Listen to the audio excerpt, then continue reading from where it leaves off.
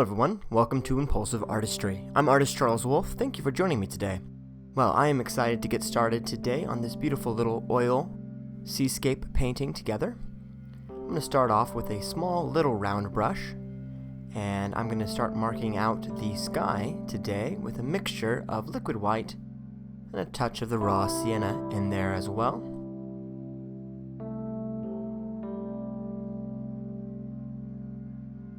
Here's my full palette. Big palette today: raw umber, raw sienna, yellow ochre, lemon yellow, titanium white, liquid white, permanent red, and ultramarine blue. The liquid white, of course, is a medium. It's basically a mixture of some paint thinner and some titanium white. I'm actually using the same stuff that Bob Ross uses and his company puts out, so you can check that out. I will be using an assortment of different brands for the oil paints today. I won't say which ones at this time. I don't want to recommend any over any others, but they are all artist quality. Here is some more white with the sienna, a little bit bolder on the sienna front. I wanted this to be a little bit warmer. So it should be a touch to the yellow. We don't want it to be a white color. We want to have a little bit more off than that, and adding a little bit of warmth to that white with the sienna just brings the whole thing together. As always, when you're working on a canvas, make sure that you paint the sides and the top and the bottom as well. As you're going along, it just makes everything flow while you have the paint already on your brush.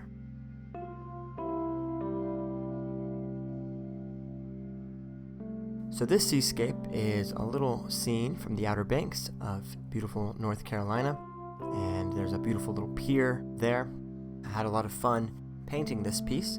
You can see that I've sketched in a lot of the main formations with pencil before I turned on the camera, and sketched in the basic structures, the horizon line, where that pier is, where the water's edge is, where it meets the sand, and some of the bluffs on the right hand side. You can kind of make all of that out. I keep things fairly loose. I just want to mark out the basic areas of my composition. And where are the clouds touching the side? Where are there areas of dark where it touches light? Draw lines at those divides so I can kind of keep my proportions in place. Today I'm working on a gallery style 1-inch deep sides canvas. This canvas is 10 by 20 inches. Nice panoramic view. It's a 2-to-1 ratio, of course, and that is perfect for a lovely sunrise piece like this one. I chose to do this painting as an oil painting because I like the richness of it. I also had an art show that I was participating in, and they were asking for oil paintings. And I already had a few other beach scenes, and so I thought if I painted another one sort of in this oil painting style, it would be really nice and go with my collection of other paintings that would all be kind of harmonious for the show. So that was my motivation for creating that.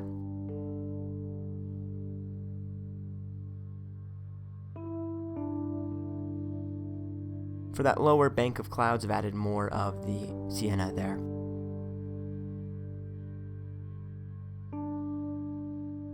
Here's my mauve mix. This is titanium white, permanent red, ultramarine blue, and some raw umber. All those mixed together today with a small filbert brush.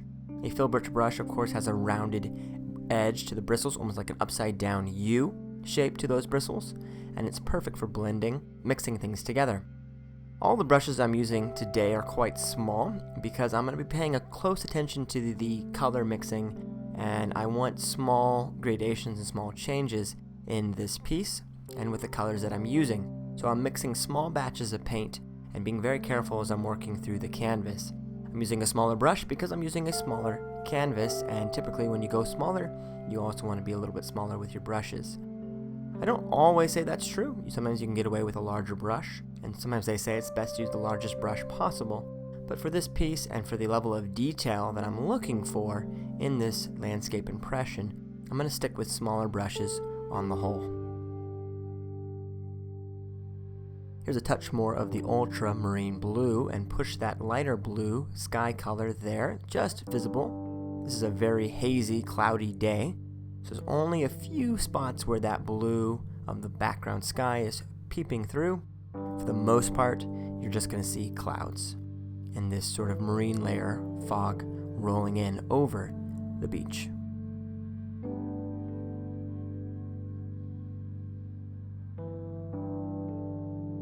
Keep your wrist relaxed and just quickly move that bristles back and forth at a diagonal to create those shapes. I'm forming the tops of the cloud layer, and we're going to add a touch more red to my mauve mixture, a little bit more blue as well. Dash of that umber as well, why not? The umber adds kind of an earthiness to it and darkens it. It's going to be lighter at the top and a little bit darker down here to contrast with that lighter bank right below. And we want to make sure that we are gently blending down into that lighter layer below and getting all the way to that point, filling in all of the canvas carefully. Quick diagonal strokes, and I'm just blending now, gently.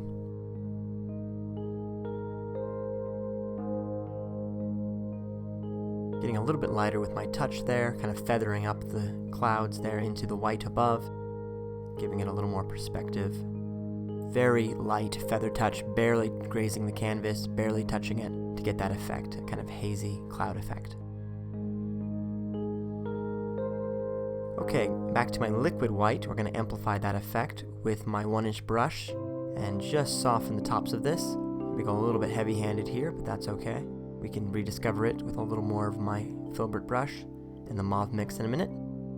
Just want to thin out the top of this and make it a little bit more smooth of a gradation.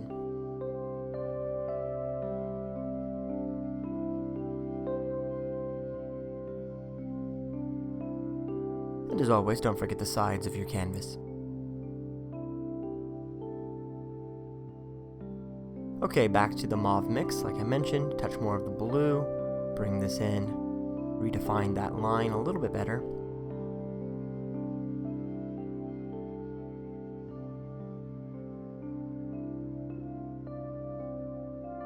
Still trying to work quickly. This painting took me about 2 hours in real time. The footage you're seeing here is edited to a certain degree. You're seeing every action that I take on the canvas. I just cut out all the pauses, the breaks, the stopping, standing back, looking at it for 10 minutes, that kind of stuff. I generally cut all of that out. So anytime that I'm not actively painting or mixing paint, I've cut out for you, because it's already long enough at 46 minutes. For a painting video, it's quite lengthy. And even though it's longer than I normally like to do, I'm going to try to keep this painting intact for you all and let you see the whole process in one go, rather than breaking it up into one part and the other. Here's a little more blue, a little bit more of that white. You can see the lower layer has a touch more blue in it, adding more of the liquid white so that I can quickly smear this across the bottom edge, right above the horizon line where the sky meets the water.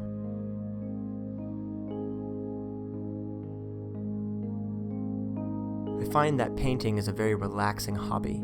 If you've never tried it before, I strongly encourage you to do so. It's so wonderful just to relax and to enjoy the process of painting. You can create all kinds of wonderful things. Really anything you want to paint, you can make. It's pretty awesome. Very rewarding to have a finished painting to show off to your friends and family. It's a great feeling to paint. And so if you haven't tried it before, grab some brushes, get out there. It's a great time. Here is a touch more red, almost making a light pink to my mauve color. And I'm using there a small stencil brush. It's a very thick, rigid bristles. Before I move back into my darker mauve mix.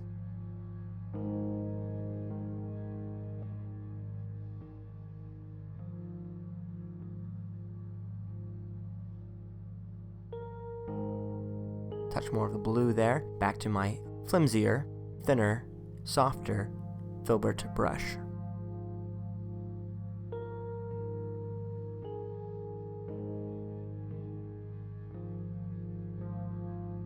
I'm just filling in more of this darker color at the base,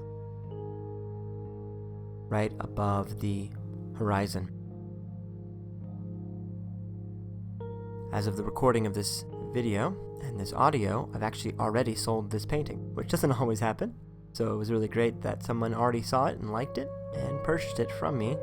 They sent me a picture already hanging in their living room, which is pretty awesome.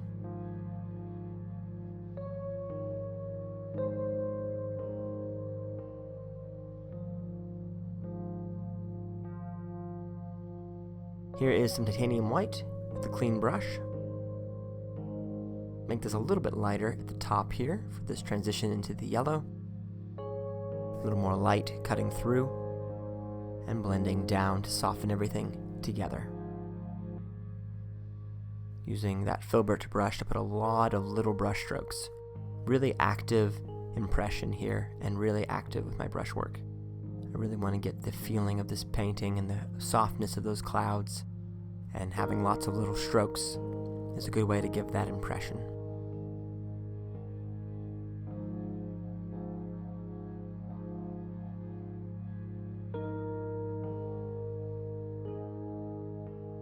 More of the mauve and blue mixture, more of the blue here. Bring out some of those notes, those bluer tones in the bottom of this bank of clouds, right above the water beginning. Really taking my time with this one. I want to get each detail correct before I move on to the next step. Back to my round brush, white and sienna mix. Same one I started this whole painting with, using that to blend and transition.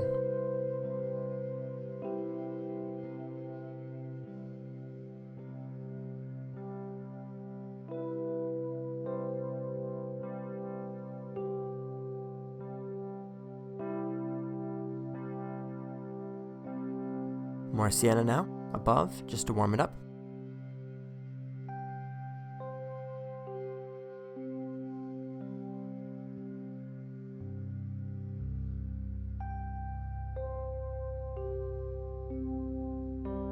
And more of my mauve mixture. A little bit lighter here. I start to put this down right below the horizon line, but decided it was too light. We'll use that to our advantage. And it's fine to do this, but you maybe can skip this step and go right into the gray mixture here. Ultramarine blue, raw umber, and white. Make a nice dark gray mix.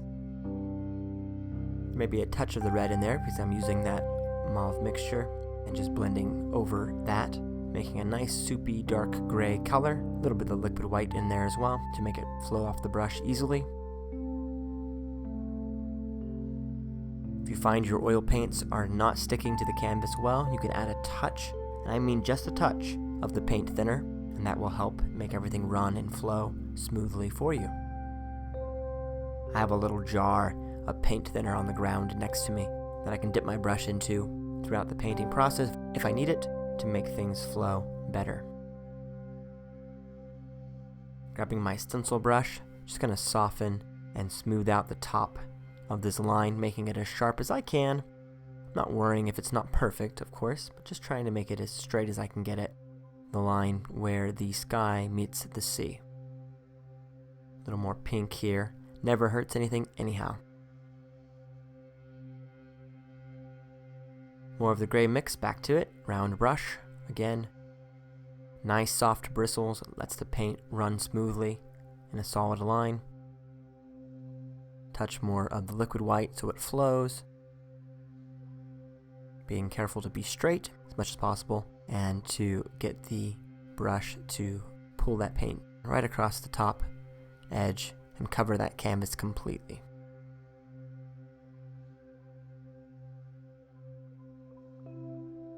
Okay, back to my lighter stencil. Again, just pushing that gray down, literally pushing the paint a little bit lower in a few spots just to make it all a little bit straighter and neater and bring in a little bit more of that pink color, which is just so pretty.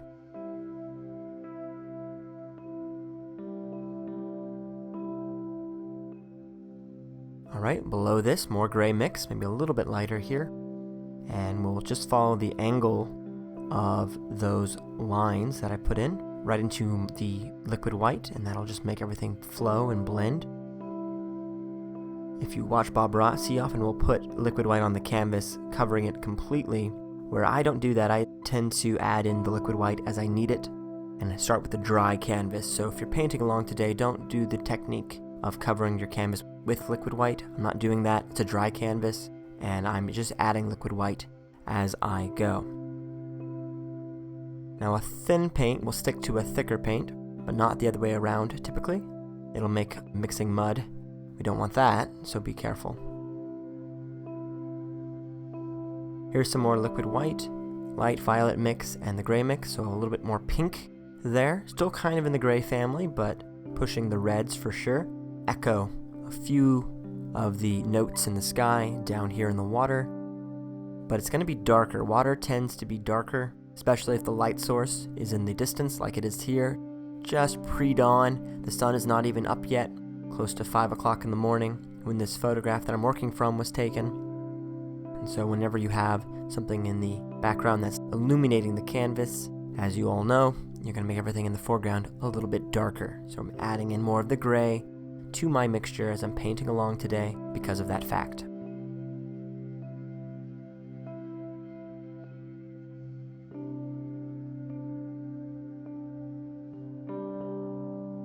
More liquid white here, again using it sparingly as I need it.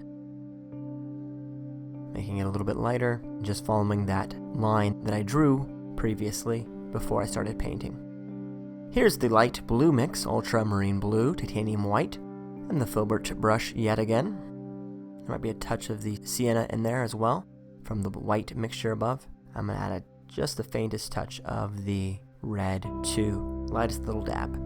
And we'll bring in this blue color, again just echoing the notes a little bit darker in the foreground as you have in the background. Light of the sky will reflect down into the water, and so when we're painting we want to keep that in mind. Whatever you do above, you need to echo below when you're painting water. It's very reflective, even with rolling waves.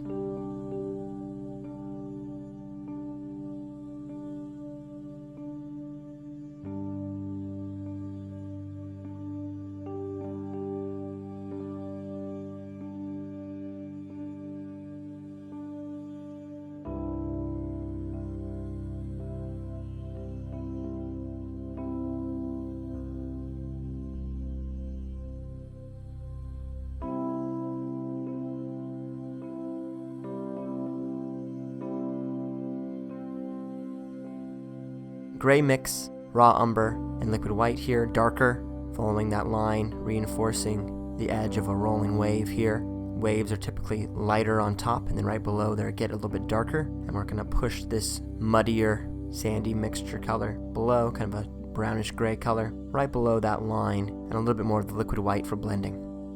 Someone asked recently what my process was for converting a photograph into a painting. I'm thinking I'm going to do a full-length video on this topic and try to show you the complete process from that angle. What I will say is that whenever I'm painting from a photograph, I'm using the photograph as a source of inspiration. I typically don't copy it 100%. I will always want to keep things suggested more than fully realized. I like to give enough form and structure so you can really clearly see what I'm painting and what I'm implying with my paint, but I always like to keep things a little bit hazy, very impressionistic, and not too overly detailed if I can. Here's some more of the light blue mixture with my filbert brush. The main thing I'll use the photograph for is to figure out where my structural lines are, figure out where my perspective is, and to give me some indication of the colors that I'm going to be using in the painting. But I'm not bound to the colors I see in the photograph to be 100% realized on the canvas. I'll change things. I'll add more pink, add more purple as I feel it. Oftentimes I'll make changes as I'm painting and going along based on a whim or how I'm feeling that day or what colors are speaking to me, and I let the piece sort of grow and change naturally. I never feel like I need to copy anything exactly, and if I can't get a color to be quite the same as in a photograph, well then I don't worry about it. I just try to get something close, and then I keep painting. You always want to keep moving. It's very easy to stop and get stuck. We don't want to get stuck when we're painting. We want to keep making progress forward. Here I'm putting in some of the caps of these waves and indicating them very loosely with the edge of my filbert brush using some pure liquid white. I'm going to keep these waves very atmospheric and just suggested. I don't want to have too much detail today in these waves. Little lighter spots, just kind of making some lines that are converging. Whenever you have lines that converge on a single point, you immediately get some perspective.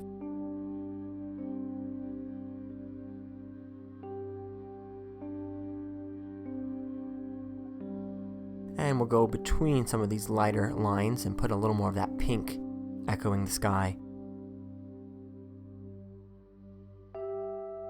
Back to my gray mix and that stencil brush again. Whenever you put in some white lines, you want to have some darker lines below. And we're just blending a little bit, maybe a little bit heavy-handed, but that's okay. We'll, by degrees, get it closer and closer to what I want it to be.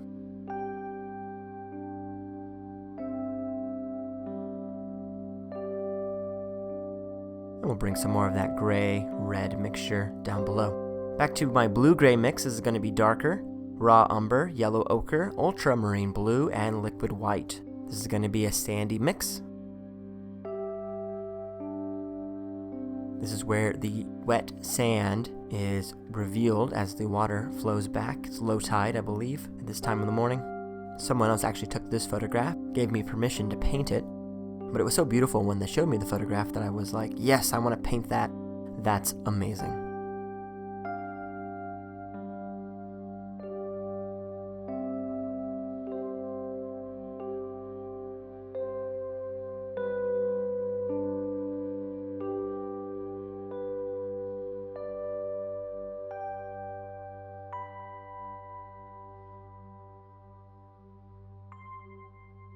A little more of the umber there. It needs to look like wet sand, so you need some more brown, more of the blue. And again, this is where the wet sand is shown. That's going to be kind of a deep brown color. More white as well, liquid white.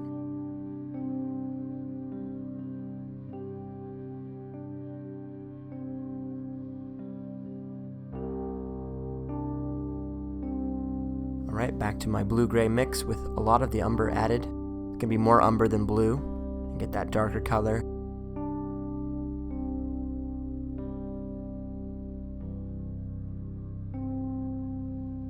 There is the line for the darker sand, like I was talking about, just following the curve of the water and kind of cutting up left to right to the horizon, and that immediately gives me some depth to my painting. And that's the edge of the beach there. And we'll toss a little bit of the darker mix in here in a few spots.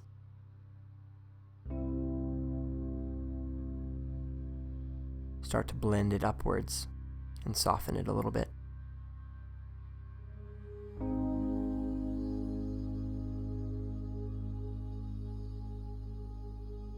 More of the umber now. Got to make it look more like sand.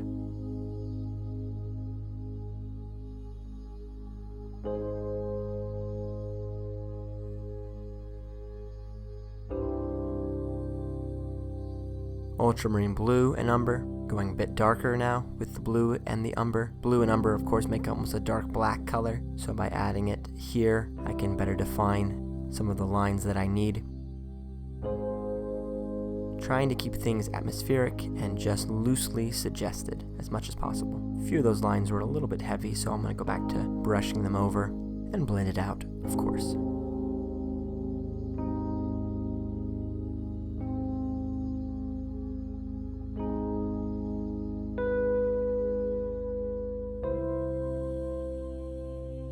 Okay, this is the fun part. Sand mix, raw sienna, liquid white, and a touch of that blue-gray mixture, but mostly liquid white and that sienna color. This is going to be our nice sandy beach color.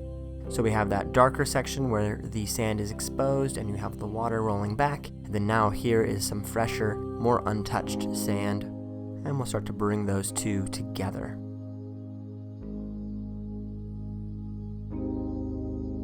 More of that sandy light brown color.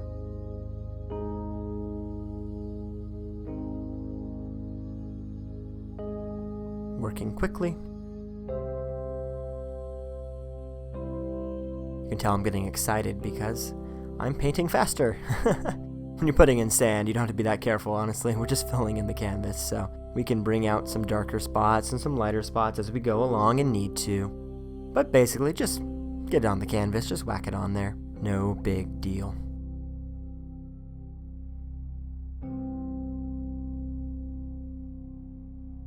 This is a very muted, soft, saturated painting. Lots of white throughout, warm colors, lots of warmth to this piece with the pinks and the browns. Nice piece. I really liked how it turned out.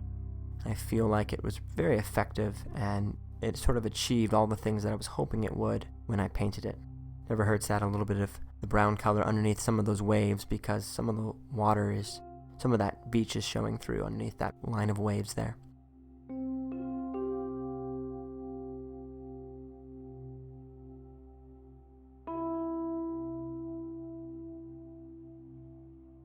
And we're going to add a little more of that blue now.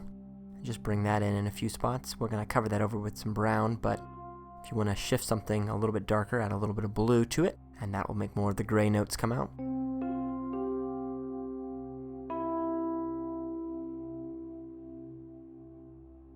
Just blending a little more of the sand mix and make it more yellow, more brown, more of the sienna, back into the liquid white. Just blend it out.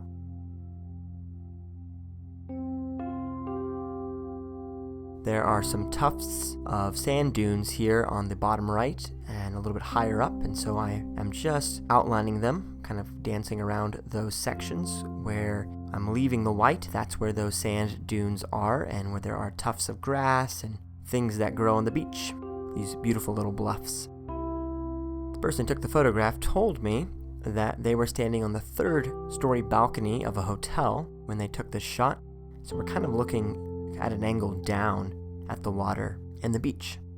You probably can tell that based on the composition. Now you know for sure. If you want to see a sandy beach painting where the viewer is much lower to the ground, I did a digital painting recently. In my digital paintings, there's one that is there where I am standing on the beach, and that photograph shows more of that. I'm putting in some darker lines here, sort of indicating some tire tracks and some darker movement from left to right here, kind of forming a path.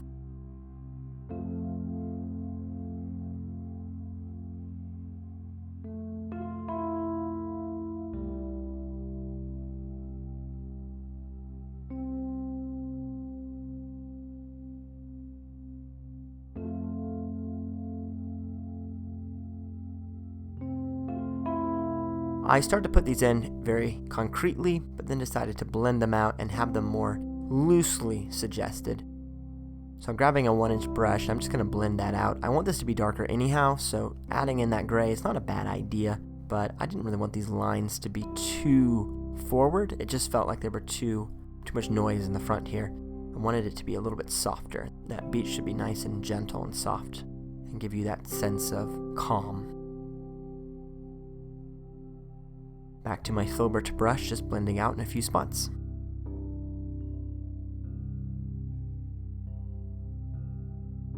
And then back to my liquid white. Even though I started with these very straight lines for where the water was interacting with the beach, notice that I didn't paint them straight.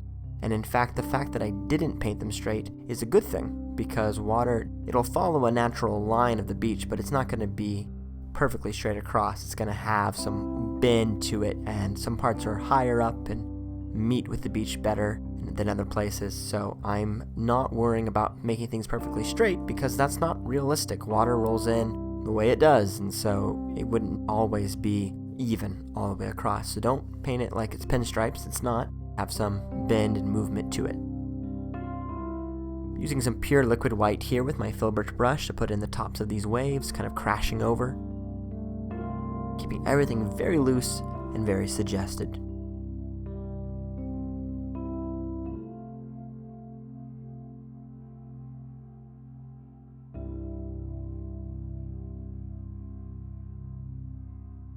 I love painting waves. They're just so powerful and majestic. There's a beautiful calmness to the scene. It's wonderful.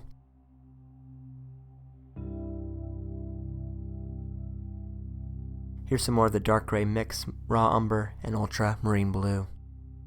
Going much darker now. This is going to be the tufts.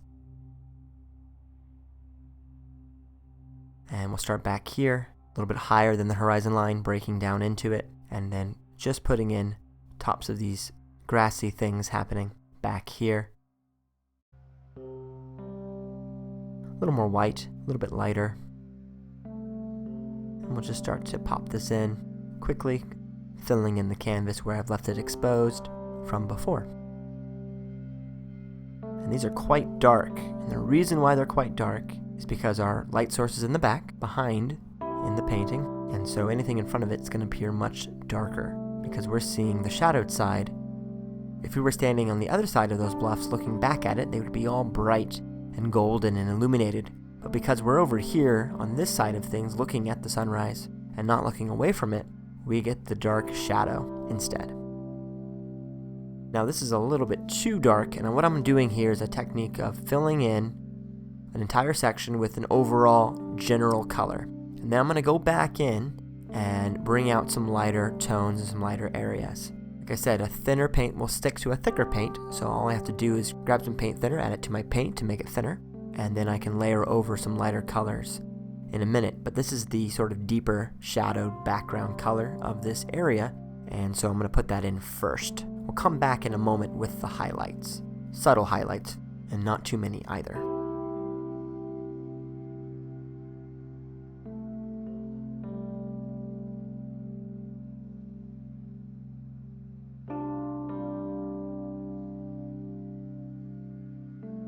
This little bluff is extending down onto the beach. There's a little path between the two. And then I'm using that 1-inch brush just to soften the bottom edge where the sand and the bluff starts and they meet. Dark gray mix again with the filbert brush. Don't forget the edges of your canvas. These are very deep 1-inch sides on this canvas, so I'm going to make sure that I paint those for sure.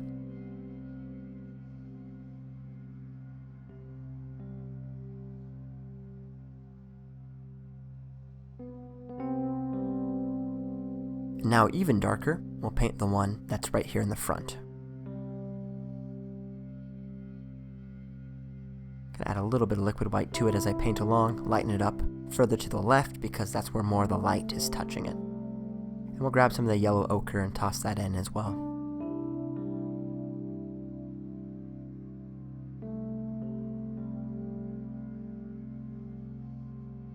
You can see some more of the brown poking through and the green. A little more variation here, close up. Quick downward brush strokes using a very flat edge of the brush, and that is creating these little tufts looking things, which look great and really fit the kind of grass motif. Bit of sand here on the right hand side, and we're going to emphasize that in a minute, but first we're going to kind of cover it up a little bit and then rediscover it. Really like those tufts of grass, they look great.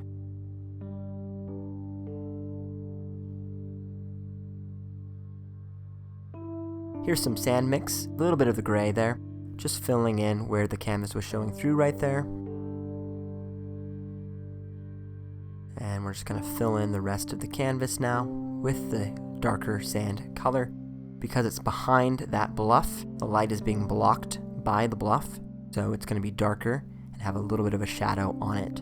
It helps with our sense of perspective as well. Those little details like that, where's the light source, what's blocking the light source causing shadows, can add a lot to the realism of the painting. So here I just kind of blend over and mute that sand on the right hand bottom corner. We'll go back and put that back in. Quick upwards brush strokes here, just suggesting a lot of little twigs and brushy things.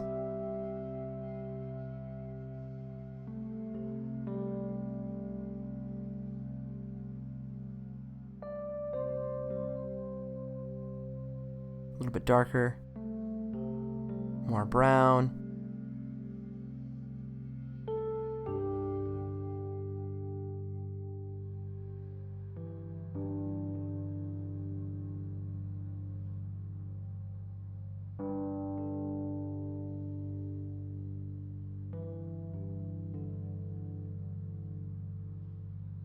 And we'll just soften a little bit quickly there, one little stroke with the 1-inch brush.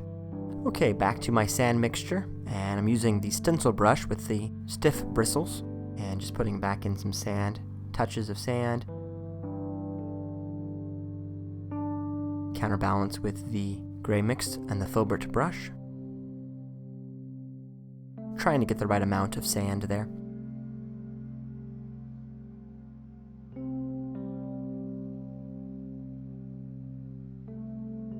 Okay, let the painting sit for a little bit, and then I came back to it later that day. That's why the light's a little bit different here. It's a different part of the day. It was much, much later.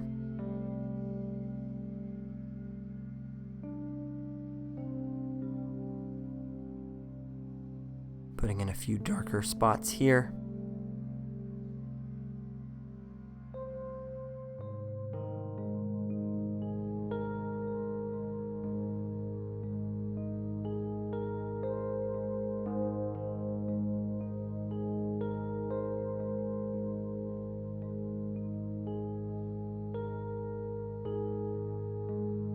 Sometimes when you're painting, it's a good idea to let things sit, take a break, relax for a few hours, and then come back and finish things off.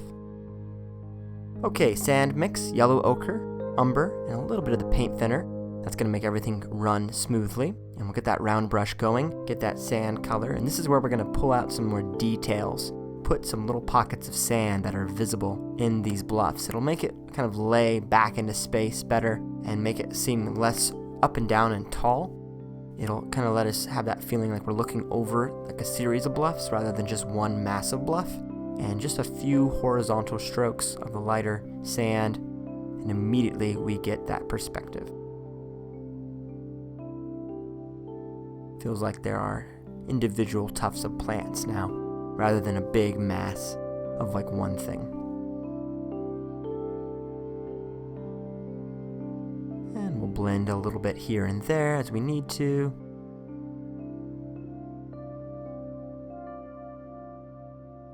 Just a little more indication of some sand back here.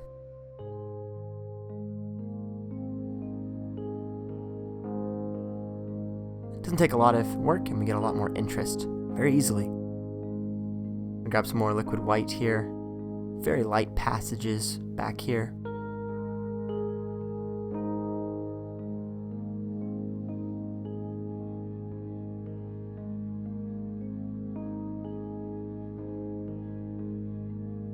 Okay, so muted green. This is the highlight color for these bluffs. Muted green, yellow ochre, lemon yellow, umber, and ultramarine blue. Haven't quite added the lemon yellow yet. I'll do that in a second. I'm going to add it to the palette. Just wasn't quite getting the green I wanted, and so the lemon yellow will make it pop. It took me a second to figure that out. There's the lemon yellow. There we go. Back to my round brush now. More of that lemon yellow into that mixture.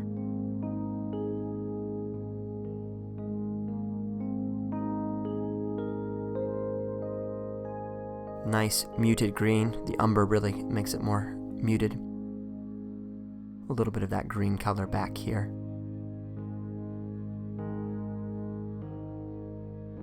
We'll just settle in some of these strokes of the sand back in the distance. It's very faint. This is a very subtle effect. You can definitely see this in person for sure.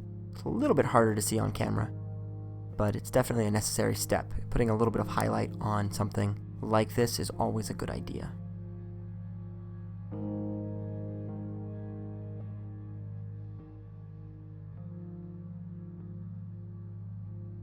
Okay, back to my sand mix and my round brush. Put a few spots and indication of some sand here and there in this closer dune. Little touches here and there, little indications. And that just breaks that up and adds more depth and detail. I didn't do very much, just a few little strokes, and suddenly it looks pretty good. Bring the sand and connect it in, I think. Break up that line there. Yeah, that looks nice. Just helps the piece feel a little more organic by adding in these broken layers.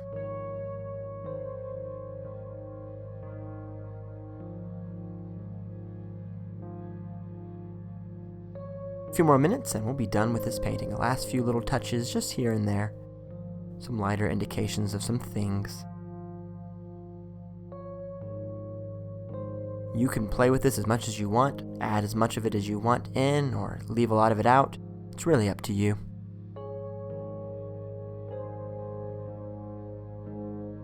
Okay, dark gray mix, paint thinner.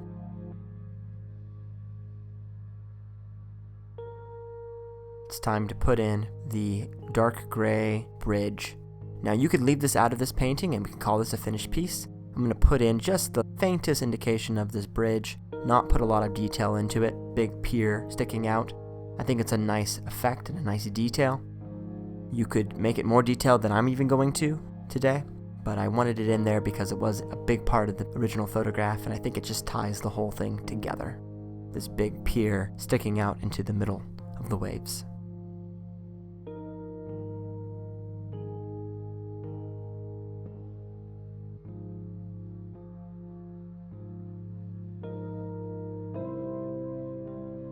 Make my mixture of this dark gray blue color. Once I have that, I'm going to grab a metal ruler and use that to create a perfectly straight line. I'm going to paint right onto the back of this metal ruler. It will probably ruin the back of this ruler, but I don't mind having a little paint on it. It's not the first time that this ruler has had paint on it, but it's the first time on camera I've done this, so it helps me get a very crisp, straight edge line, which is something that I need when you're painting a man-made structure like this. And it helps my hand be more steady than it may naturally be. It's a nice little trick to paint a perfectly straight line with a ruler.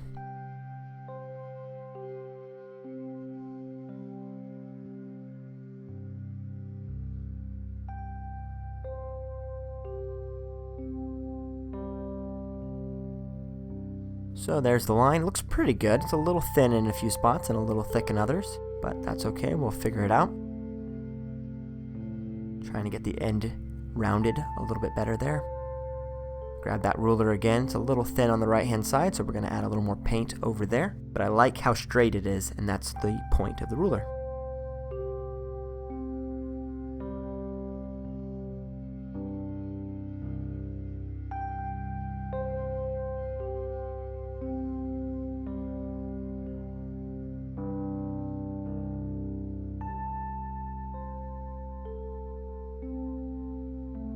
And we'll just freehand the back half of this, making it a little bit thicker in a few spots. There we go. And we'll just start to put in these little short downward strokes where the legs of this pier are sticking down the posts into the water.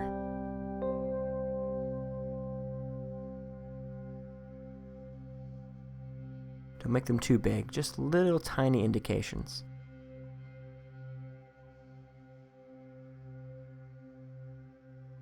I'm not even measuring this, just kind of eyeballing it. Some of them are a little bit bigger, a little bit darker. It's okay. Doesn't need to be perfect, just suggest it, really.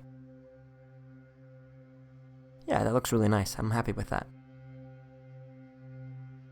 Started to put in a few reflections down below, but decided against it. It wasn't really working for the piece, and I didn't really need it anyhow. Just blending here and there. Back to my dark gray mix. A little bit of the liquid white now.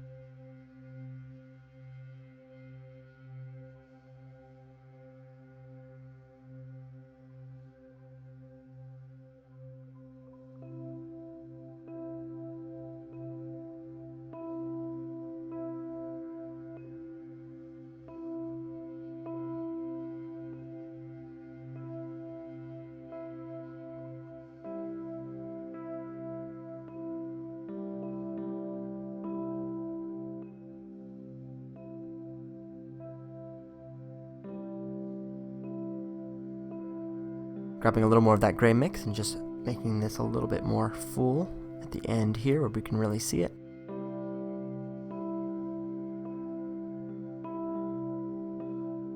Just make sure that this last little jut there is clearly seen, that post right at the end.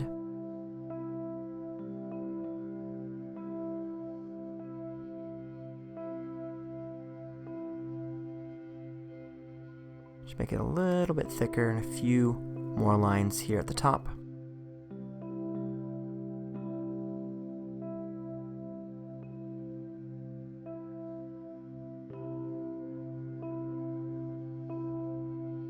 Back into my liquid white here. Clean off the brush, and then we'll just put in a few more white lines here at the back.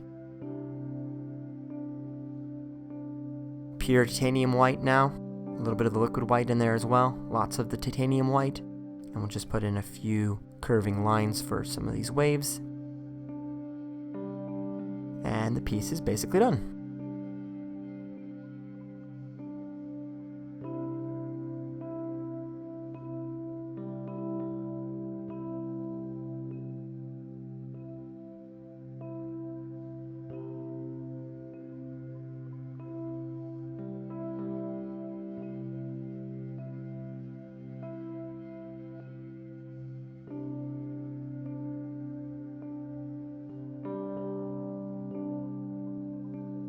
Thank you so much for watching. Please subscribe if you haven't already. Appreciate the likes. Thank you so much for your comments. I'd love to hear your thoughts, your feedback, suggestions in the comments below. And I'll be back very soon with another painting lesson for you all. Thanks. Have a great day. Best of luck on all your painting endeavors.